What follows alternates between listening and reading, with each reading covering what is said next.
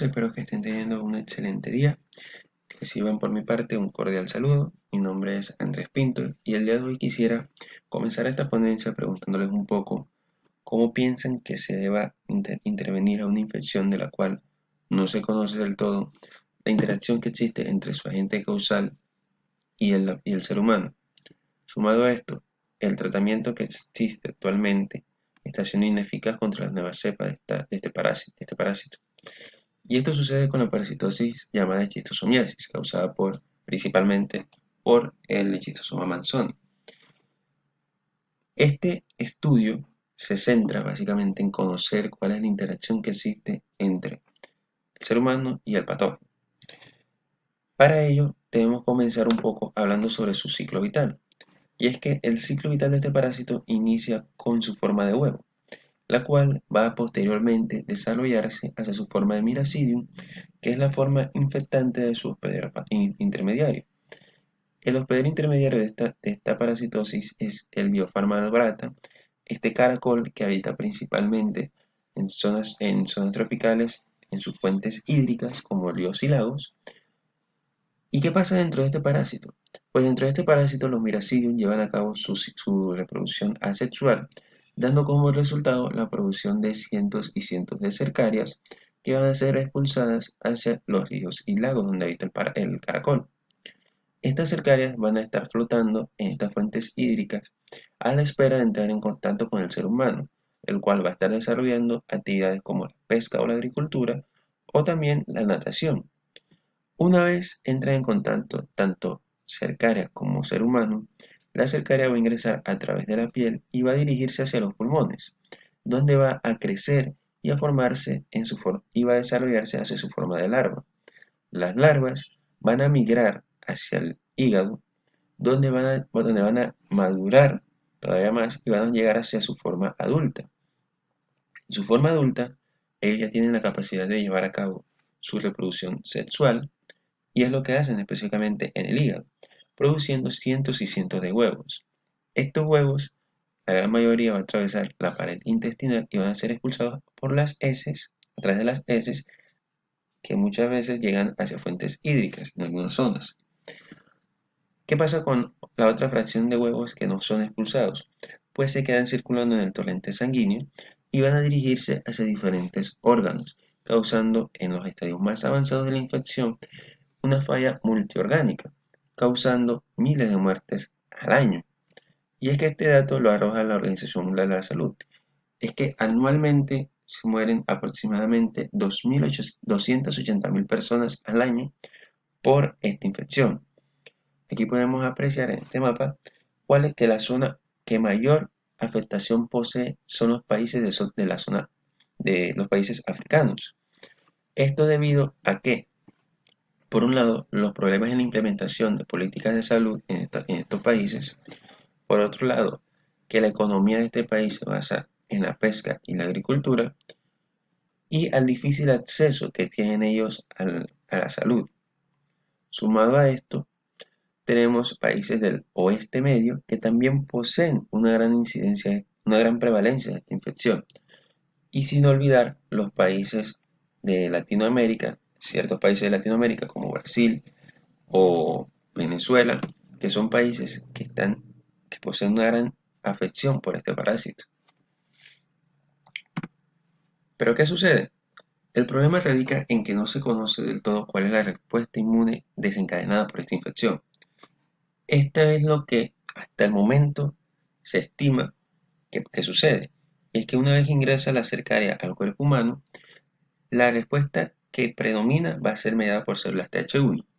Pero esta respuesta por Th1 a la sexta semana aproximadamente comienza a decaer y comienza a salir a flote la respuesta mediada por células Th2, que llega a su pico aproximado en la semana 9. Después de la semana 9, perdón, esta respuesta inmune va a ir decreciendo también y va a surgir la respuesta mediada por células T reguladoras. Y esta es la que va a prevalecer por largo tiempo. Pero no se tiene del todo claro cómo sucede todo esto, ni si es esto exactamente lo que sucede. Sumado a esto, ya les mencioné que el medicamento que existe contra esta infección está siendo ineficaz. Y es que el fármaco que se tiene para esta parasitosis es el pasicuantel, el cual actúa inhibiendo los canales de calcio, haciendo que los parásitos se permanezcan rígidos y, y sean fácilmente expulsados. Pero los parásitos están desarrollando una respuesta inmune, una resistencia contra este medicamento, haciendo que esta infección sea aún más difícil, ya que ni se conoce la respuesta inmune del todo claro, no se sabe cómo se desarrolla la respuesta inmune, ni tampoco el fármaco que existe está siendo eficaz.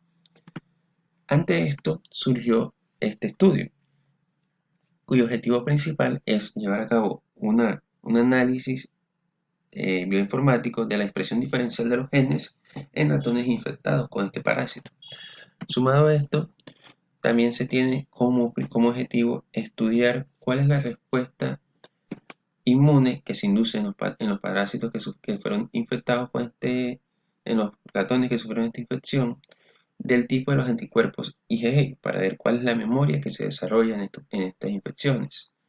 Identificar también cuáles fueron los genes relacionados al daño hepático durante la etapa hepática del parásito.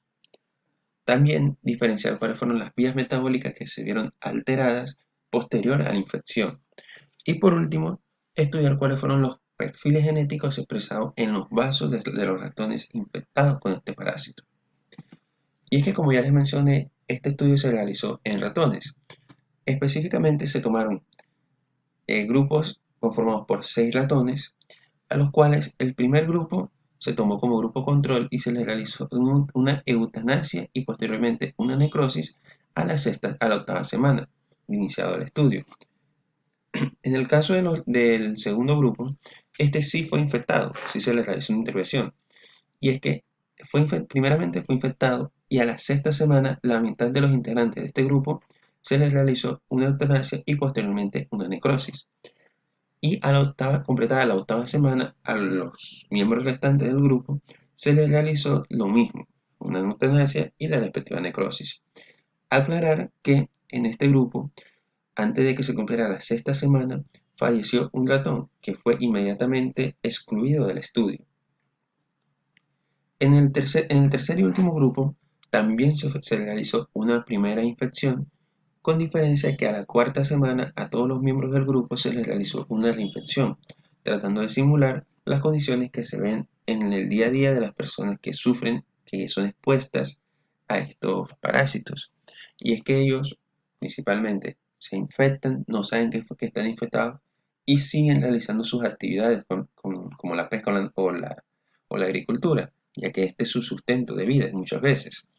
Y lo que sucede es que se reinfectan, ante lo cual la idea fue crear lo máximo posible esta situación de la infección.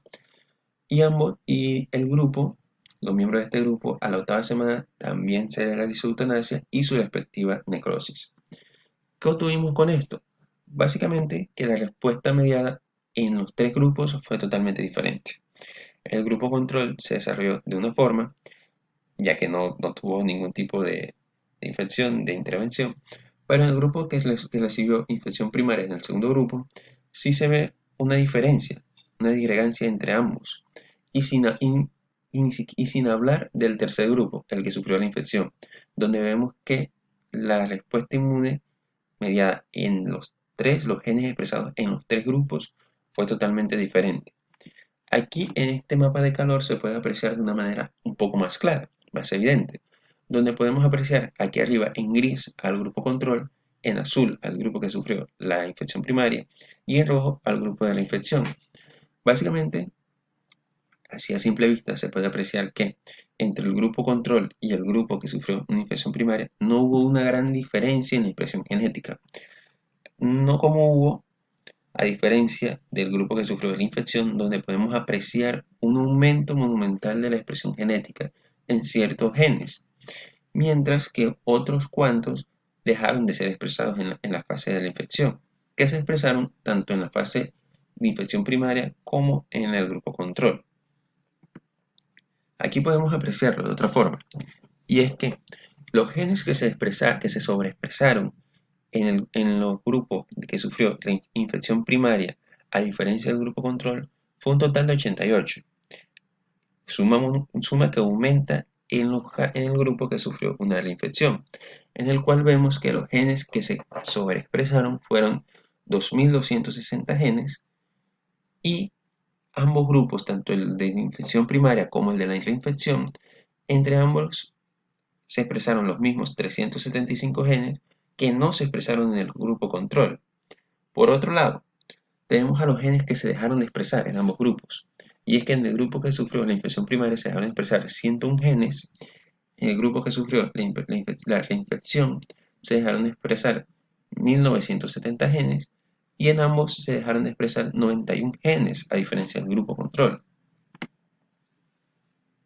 Sumado a la expresión genética, tenemos que ciertas vías metabólicas se vieron alteradas, como las mediadas por la señalización de los receptores T, de células T y de células B, y las señales mediadas por interleuquinas 4, 2 y 7. Ahora bien, volviendo un poco a lo de la expresión genética, tenemos que en los grupos que sufrió la infección, dos genes fueron los que mayormente fueron expresados y no fueron expresados en los otros dos grupos, como fue el ZTBT20 y el ATF7. Estos genes llamaron mucho la atención porque se vieron expresados únicamente en los que sufrieron la infección y ante la sospecha de que estén relacionados con la respuesta inmune, pero de memoria, mediada por interleuquinas, por anticuerpos IgG. También se tomaron o se encontraron que ciertos genes estaban relacionados a la respuesta inmune mediada por eosinófilos. ¿Cuáles fueron las conclusiones de este estudio? Básicamente, como ya les había mencionado, el ZTBT20 y el ATF7 únicamente fueron expresados en los ratones que sufrieron la infección y requieren un mayor estudio ante la sospecha de que estén relacionados en la respuesta de memoria ante esta infección. Y en total se encontraron 6 genes que estaban relacionados a la respuesta inmune mediada por eosinófilos, 3 de ellos asociados a las proteínas de los granulomas y los otros 3 a la sobreexpresión de las ribonucleases, de los genes que expresan ribonucleases. Estas fueron las referencias que usamos principalmente para orientar este estudio. La financiación estuvo a cargo de la Universidad Cooperativa de Colombia y me despido de ustedes no sin antes dejarle esta pequeña frase dicha por Alexander Fleming, y es que para un investigador no hay alegría comparable a la de un descubrimiento, por muy pequeño que sea.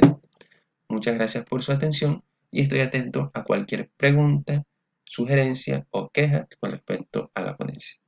Gracias.